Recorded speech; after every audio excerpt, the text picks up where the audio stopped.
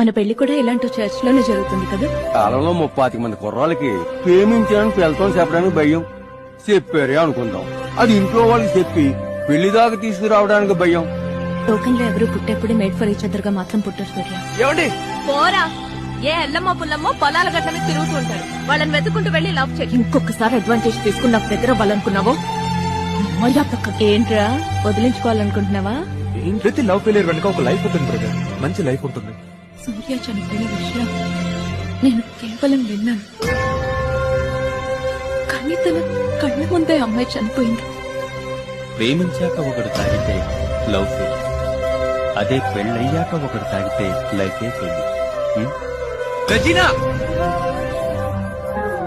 నాకు మా నాన్న అంటే భయం లేదండి. లవ్ యూ అండి. నాకు ఆల్రెడీ